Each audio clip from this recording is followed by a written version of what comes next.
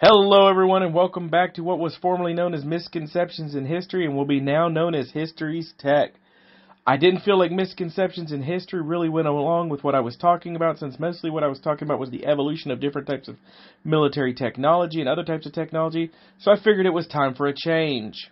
Let's go ahead and get this new name started by looking at a very ingeniously simple piece of technology developed during World War II that was credited by Dwight D. Eisenhower, both former president and Supreme Allied Commander during World War II, that it was a crucial piece of technology needed for Allied victory in the European Western Front. Now, that piece of technology is known as the Landing Craft Vehicle Personnel, or LCVP, better known as the Higgins Boat, affectionately known by sailors as the Papa Boat or the Peter Boat.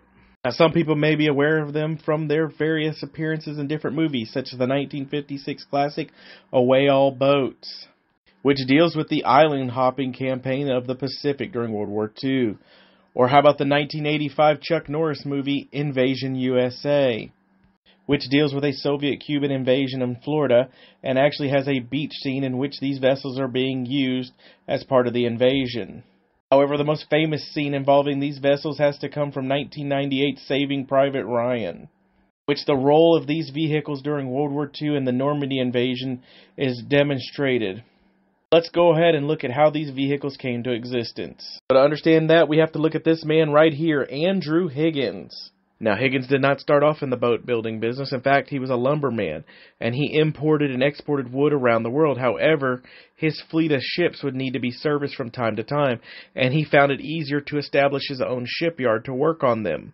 And in order to aid in his shipbuilding business, Higgins actually went and took a naval architectural program with the National University of Sciences in Chicago. Higgins had his hands on a lot of projects. These included the A-1 lifeboat that I've discussed before, being deployed from the B-17, the ever-famous PT boat, which I will discuss more in the future. But what really got him his fame was the boat he first designed, which was known as the Eureka boat. Now, the Eureka boat was designed basically for the oil and gas industry of the 20s. It was designed to go into swamps, not get caught up on anything. It was designed for a really shallow draft to be able to go through the inlets and areas that was being used for drilling at the time. Now, in 1938, the Marine Corps actually approached Higgins because his boat was the only one that could meet their new requirements to get men across the beach better in an amphibious landing. So the Navy and the Marine Corps began testing a militarized version of Higgins' Eureka boat, known as the LCPL, or Landing Craft Personnel Large. Interestingly enough, in 1937, the Japanese were already using a type of landing craft that actually had a bowed ramp on the front. And after Higgins was shown this, he decided to incorporate it into his LCPL design. After successful testing, this would become the basis for the LCVP, or the Higgins boat as we know it today. The final design was 36 feet long by 11 feet wide and featured a 225 horsepower motor that could get it to speeds of roughly 12 knots or 14 miles per hour. Sadly, it was not a very well armored vehicle. It was basically made of plywood. This was to allow it to be made quickly and efficiently. And even though it was made out of plywood, it did have an 8,000-pound cargo capacity, which meant it could hold a 36-man platoon or a jeep and a 12-man squad. And because its draft was only roughly 2 feet and 2 inches at the forward and 3 feet at the aft, it could literally run up on beaches, deploy its troops, and because of the way it was designed, it actually dug a channel for its propeller to prevent itself from burying itself and actually could pull itself back out. Now, these vessels first saw action being deployed to North Africa with Operation Torch, but were also tested in places like Sicily and Italy. And of course, their extremely famous invasion at Normandy, France during the Atlantic Campaign.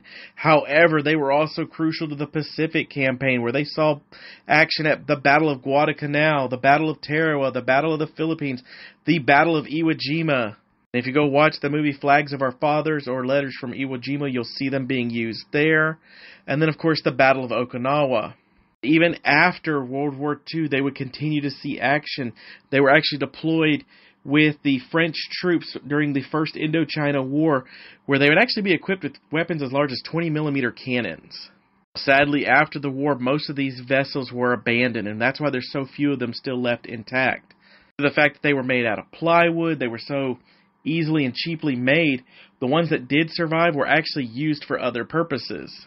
Those that did survive the war would go on to be used in industrial purposes, fishing, logging industries, tugboats, things like that. So not many survived intact. And those that do were in really rough shape. However, there have been quite a few diamonds in the rough. Restored vessels are located around the world in places like Boston, Washington, D.C., Normandy. A great place to go is to New Orleans, Louisiana, and go to the National World War II Museum, formerly known as the D-Day Museum. They have a great exhibit there on Higgins and his boats, obviously because it's New Orleans. But the other reason I wanted to do this is because I have a personal connection to the Higgins boats. I actually found a Higgins boat near Jacksonville, Florida, about 15 years ago, washed ashore in really bad shape. It actually still had its original transmission and drive shaft in it, and some of its components inside were still intact, but it was just a salvage vessel. Sadly, it went missing about 2 years later. But there you have it, just a quick look at the Higgins boat. Why was it built? What was its purpose? What happened to it? What its legacy was? I will, like I said, talk more about Andrew Higgins' work. I will talk about his PT boats and things like that in the future.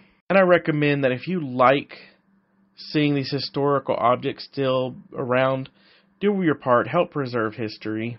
That's it for today. Thank you for joining me, and I look forward to talking to you all the next time.